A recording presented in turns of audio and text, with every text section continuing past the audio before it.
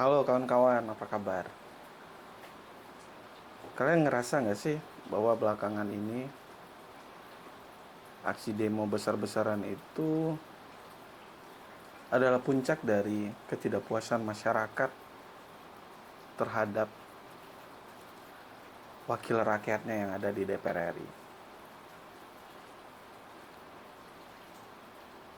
Kita tahu bahwa aksi ini dimulai dari pernyataan yang nirempati dari wakil rakyat seperti Ahmad Syaroni, Kopatrio, terus ada Uya Kuya, ada Nafa Urba, ada Adis Kadir, ada Deddy Sitorus, yang seolah-olah itu tidak memahami esensi dari wakil rakyat gitu. Seolah-olah aspirasi yang ingin disampaikan masyarakat itu hanya guyon atau dagelan yang bisa mereka tanggapi itu dengan bercanda. Dan semoga ya aksi besar-besaran kemarin itu bisa jadi cerminan baru bagi anggota DPR bahwa mereka itu berangkat dari rakyat. Dan jangan sampai rakyat marah lagi terhadap mereka. Terus aku juga ngerasa bahwa ada penurunan dari kualitas anggota DPR RI kita. Mungkin gak semua ya, tapi muka-muka yang tampil di layar kaca atau di TV atau di media sosial itu seringkali menampilkan wajah-wajah yang tidak bersimpati dengan kesusahan yang dihadapi oleh rakyat.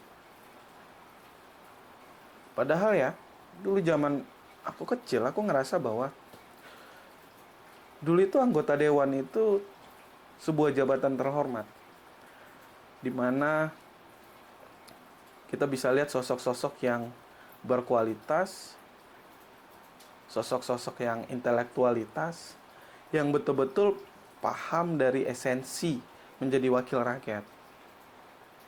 Atau mungkin ini cuma perasaanku aja gitu. Nah kemarin aku baca Kompas, ada pernyataan dari Menteri Koordinator Hukum dan HAM, Yusril Iza Mahendra. Dia bilang bahwa sistem pemilu hari ini itu membuat orang yang berbakat di politik itu kalah dengan artis. Aku jadi mikir ya juga ya. Karena di lapangan aku lihat ada banyak sosok-sosok yang menurutku bagus, tapi malah kalah dengan artis. Ya kita juga nggak bisa nyalahin ya. Karena kan memang semua semua warga negara itu berhak untuk mencalonkan dirinya menjadi calon anggota DPR RI, asalkan dia memang dipilih oleh rakyat dan suaranya itu sah. Dan kita juga nggak bisa kan. Tapi kan kita berharap wajah legislatif kita itu memang diisi oleh orang-orang yang paham tujuannya ngapain di sana. Terus ini mungkin nggak terlepas ya dari apa ya? Aku boleh katakan partai hari ini tuh seperti kehilangan rohnya. Kalau dulu kan kita tahu bahwa ketika sebuah partai itu pasti punya ideologi, punya tujuan yang memperjuangkan konstituennya berdasarkan kelompok-kelompok gitu. Sehingga disebutlah dia sebagai perwakilan rakyat. Tapi hari ini kesannya tuh kayak DPR itu cuma diisi oleh orang-orang yang punya duit gitu. Kalau nggak orang punya duit, ya punya artis gitu. Nah Yusril bilang bahwa DPR harus segera membahas hasil keputusan MK.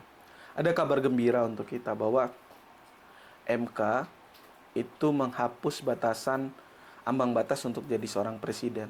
Kalau dulu itu kalau nggak salah 20 atau 25% gitu. Nah sekarang 0%. Artinya apa? Setiap anak bangsa yang mempunyai kapasitas, dan memenuhi syarat, itu bisa mencalonkan dirinya menjadi calon presiden. Dan kita tentu berharap ambang batas dari presiden yang telah dihapus, kita juga berharap parliamentary threshold yang sebesar 4% itu juga dihapus. Karena sistem ini malah nggak ngebuat DPR kita itu jadi beragam. Ya kita tahu lah, kekuatan besar di negeri ini tuh ada di partai-partai gitu. Kan kita bisa lihat tuh, atau dengar bahwa, kalau nggak salah tuh Komandan Korea ya, Bambang Pacul bilang bahwa, ya kita-kita di sini ini ngikut arahan yang punya partai gitu.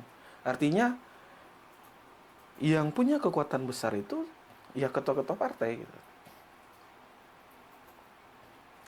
Nah, dengan dihapusnya ambang batas parlemen ini, aku sangat yakin kita akan menemukan calon-calon yang betul-betul bisa memperjuangkan aspirasi rakyat. Karena calon-calon yang berada di partai kecil itu punya kesempatan yang cukup besar, peluang yang cukup besar untuk bisa mewakili kelompok-kelompoknya gitu. Kita tahu bahwa ambang batas ini dimulai dari tahun 2004, itu terus naik jumlahnya. Kalau nggak salah itu dari 2%, terus naik hingga sekarang jadi 4%. Kalian sadar nggak sih bahwa dengan ambang batas parlemen 4% itu, di pemilu 2024 kemarin, itu suara rakyat yang hilang itu sebesar 17,3 juta. Bahwa suara yang hilang itu 17,3 juta suara. Artinya apa? Rakyat yang udah memilih itu nggak sadar bahwa suaranya hilang. Yang dirugikan itu masyarakat. Dan dengan ambang batas 4% ini, kalau DPT-nya, kalau sekarang kalau nggak salah DPT Indonesia itu sekitar 200.000 juta pemilih. Kalau 4%-nya berarti sekitar 8 juta suara. Dan itu setara dengan suara total dari 3 provinsi di Sumatera. Katakanlah Aceh, Jambi gitu ya. Kepulauan Riau. Untuk mendapatkan kuota fraksi di DPR. Dan ini membuat partai-partai kecil atau partai-partai baru itu mustahil untuk bisa lolos. Bayangkan, partai-partai sebesar Hanura aja itu di periode 2019 gagal lolos. Dan 2024 ini kembali memakan korban. Partai Islam yang cukup besar, yang selalu sustain di era Orde Baru, kayak P3 itu juga merasakan pahitnya ambang batas ini. P3 itu meraup suara 3,87%. Artinya hanya berapa persen itu? 0,17% gitu. Suara yang kurang. Dan calon-calon yang udah menang tadi ini akhirnya nggak bisa mewakili konstituennya gitu. Mewakili kelompok-kelompoknya, mewakili rakyat-rakyatnya. Dan yang bikin miris itu tahu nggak? Bahwa ada calon yang menang dari DPR RI itu, dari P3, itu peraih suara terbesar, termasuk 5 suara terbanyak se-Indonesia secara nasional. Namanya Ahmad Baidowi. Dari Dapil Jawa Timur kalau nggak salah ya. Dia termasuk 5 besar. Bayangin, ada 359.000 suara yang telah mencoblosnya, dan pada akhirnya tidak terkonversi apa-apa.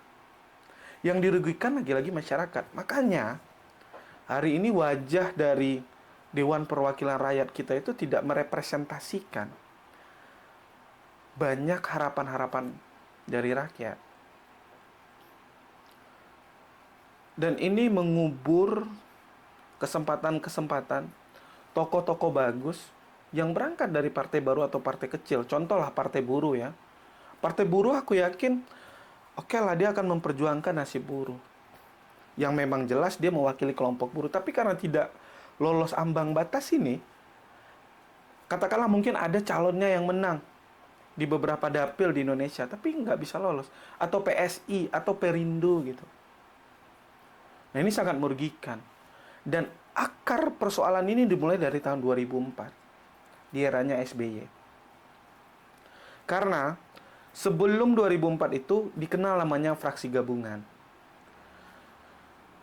Nah, ini jadi anomali sebetulnya. Kenapa? Karena di DPRD tingkat provinsi, kabupaten, dan kota, mungkin teman-teman bisa lihat bahwa ada partai yang nggak lolos di DPR RI, tapi bisa punya wakil di DPRD provinsi, DPRD kabupaten, dan kota. Ini kan lucu gitu.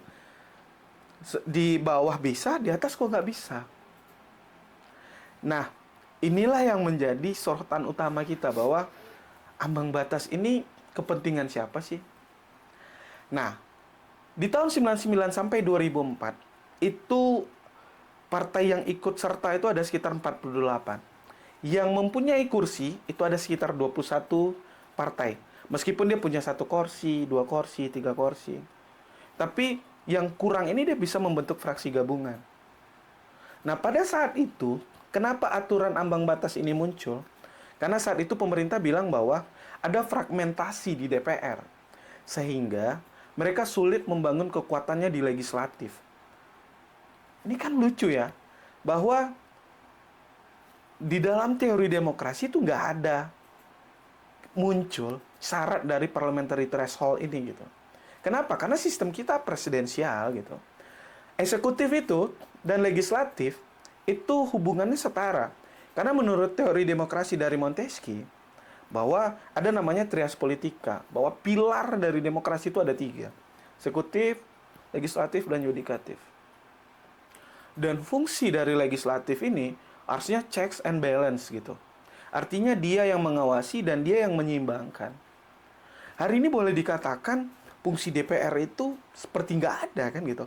Bagaimana masyarakat menolak program-program dari pemerintah, sementara di DPR adem-adem aja gitu. Seolah-olah tidak ada respon mereka terhadap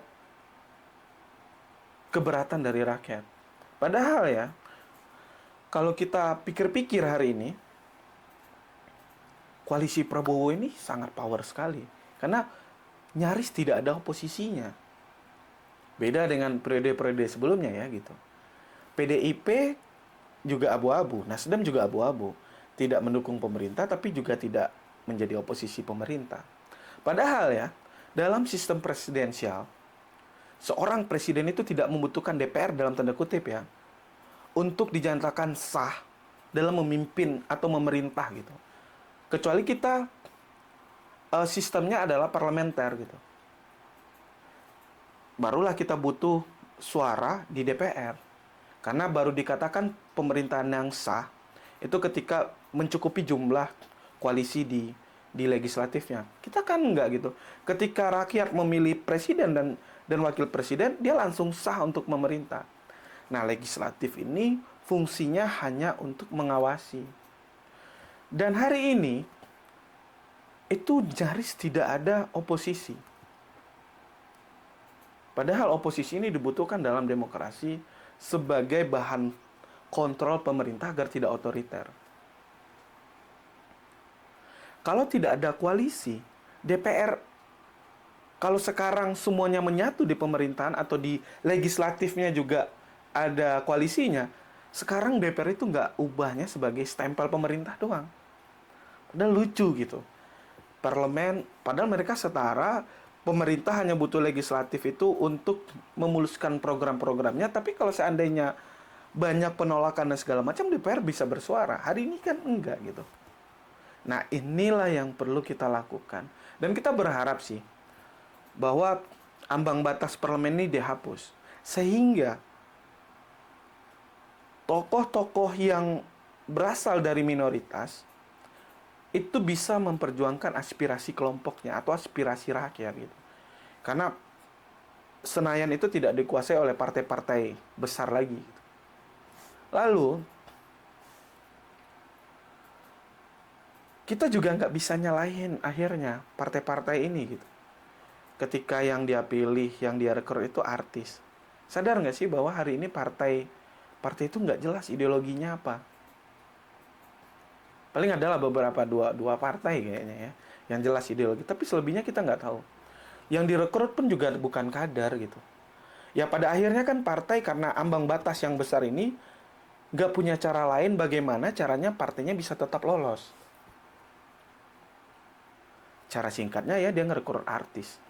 Karena dengan artis otomatis masyarakat tuh udah pada tahu.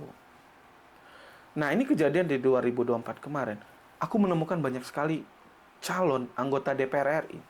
Itu nggak kita lihat batang hidungnya, sosialisasi ada tapi nggak yang sebanyak itu nggak kita lihat gitu. Ya karena yang kita lihat tuh cuman baliho, spanduk, sehingga masyarakat juga nggak tahu kan. Sampai aku pernah nanya beberapa pemilih, itu mereka nggak tahu siapa nih calon yang akan dipilih untuk di DPR RI gitu. Saking nggak pernahnya mereka menghadiri acara sosialisasi. Ini kan berbahaya. Jadi wajar hari ini artis-artis atau calon-calon yang punya uang banyak yang akhirnya yang menang gitu. Karena partai-partai tadi itu biar tetap lolos mereka menggunakan jalan pintas. Sehingga orang-orang bagus yang punya kemampuan tuh kadang kan nggak punya uang ya. Seringkali kutemukan di lapangan itu banyak calon-calon yang berkualitas itu kekurangan di finansial, di logistik. Nggak ada yang ngedanain dia. Sementara artis itu diajak, dibantu malah. Ada yang dibantu ya dengarnya gitu. Nah, biaya politik yang mahal ini, bayangin ya, untuk satu pertemuan di pengalamanku, itu satu titik tuh bisa 1 sampai 5 juta. Itu satu titik loh. Bayangin dalam satu hari itu bisa 5 sampai 10 titik. Anggaplah kita kali 2 juta aja dalam satu titik. 2 juta kali 5 itu udah 10 juta. Kita kali berapa hari di masa kampanye, dan itu sungguh sangat besar sekali. Tapi ini jangan dijadikan argumen bahwa wah biaya politik mahal, kita harus kembalikan lagi sistem pemilihan kita ke yang lalu gitu. Ini kan berjalan mundur ya. Bahwa harusnya yang direvisi itu bukan sistem pemilihannya.